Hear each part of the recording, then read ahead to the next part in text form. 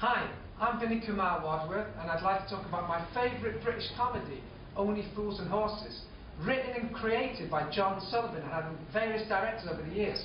Although Sullivan is special, gifted and unique way of describing his own life experiences to the characters of the cast. It's ran from 1981 to 2003 for the last 22 years and is loved by millions of viewers in the UK and abroad, with 7 series, 64 episodes, having won many awards including BAFTA, the National Television Awards and the Royal Television Society.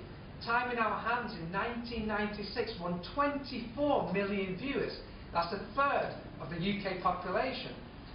Set in Peckham, South London, it stars David Jason as a Cockney market trader. His younger brother, Rodney, Nicholas Lyndhurst, helps, and his aging grandfather, Leonard Pierce, and Uncle Albert, Buster Merrifield, and basically chronicles their highs and lows and their efforts to get rich. It's had a tremendous impact on British culture, with many words and phrases being incorporated in the English language. These include lovely jubbly and kushti, meaning delight or approval, and plonker, meaning idiot or fool. Prequels include The Green Green Grass, 4 series, and Rock and Chips first aired in January 2010. Del Boy, in charge of an unregistered company, trots independent traders, and his brother Rodney, who helps. They live in a council flat, Nelson Mandela House, and they're visitors at their local pub, the Nag's Head. How many characters and how many fascinating aspects to Fools and Horses? Why has it touched the nation's hearts? Maybe all their stories are realistic of human life, the bust-ups of the relationships and money. How many Del Boys would there be? When Sullivan selected Del Boy, he was fascinated with market traders. He was first selected from Open All Hours. And Rodney was selected as a young man. But I mean, their trials and tribulations and their efforts to get rich touched the hearts of millions. But the characters are amazing, because not only do they help and do they make their own remarks, but it's so interesting how the whole thing is connected together. And the trials and tribulations and the laughter, the tears are all shared by everybody. The serious moments, the comedy moments. Sullivan was unafraid to mix comedy with drama. And the ability of Sullivan to make his viewers laugh or cry remains a talent that's highly appreciated in the TV industry. But now Del Boy's gone on to different things, and Rodney's also moved on. But there's the Only Fools and Horses Appreciation Society, set in 1993, 6,000 members with their own cast, their own museums, and it's still loved by millions of people in the UK and abroad. International remakes in Netherlands, Slovenia, Portugal. The 3-wheel van has achieved cult status. Everybody remembers that 3-wheel van, the Reliant, you know. And how do we remember it? Even Ricky Hatton bought a version of the car as well. And it's in the Stars and the Cars Museum, along with Batmobile and DeLorean from Back to the Future. The smiles, the laughters, the humour, simple, straightforward, but hugely realistic. How many Del Boys would there be now? On how many people, how many market traders would there be? The love and the emotions, and just the connection with people. To connect with people in front of a live audience, or to capture an audience. A great gift that Sullivan had.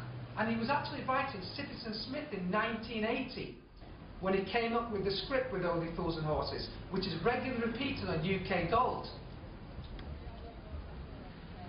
And the music was originally written by Sullivan, but later Ronnie Hazelthurst led an instrumental saxophone version, also involved in Yes Prime Minister, Last of the Summer Wine. Differences in the parentage was highlighted in Thicker in Water in 1983 and The Frog's Legacy in 1987. Toys, merchandise and DVD and board games have been produced as well. And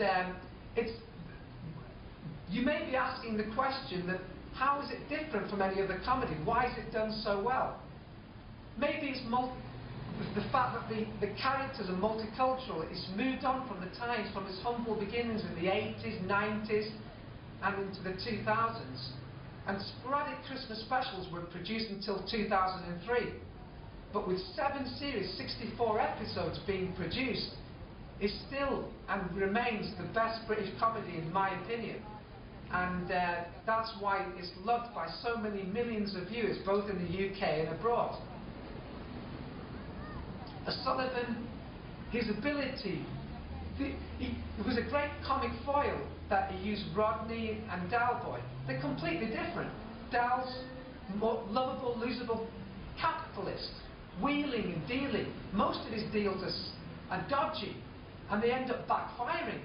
This brings sympathy to the characters. Sullivan used this, and the fact that Dal could manipulate Rodney, and that he cared and shared from psychologists saying this was his overriding influence in Rodney in his later life, his interfering, his manipulative powers. But basically his heart's in the right place. He's a diamond in human relationships, and he cares ultimately about his family and his friends. But the bond between Rodney and Dal is strong. The tribulations they've had, but the respect and love that they have is a bond that all rivalries have. They care, and they love each other. Rodney more caring and sharing with hippie tendencies. Dal, a failed capitalist, but basically his heart's in the right place. Image conscious, self-motivated. Mick as well, a gullible partner, potential customer of Dalboy. Mickey Pierce, the business partner of Rodney, a womanizer, and also a shady business deals with Rodney. Marlene, Boyce's wife, a daffy woman, cheerful, popular with local men. Son Tyler. The ability and the characters is amazing. If you want to, this is my aspects of Fools and Horses, which I'm deeply loved and deeply interested about. If you'd like to book me or see more of me, then please get in touch with my agent Steve through Lemon Casting. Cheers, thank you.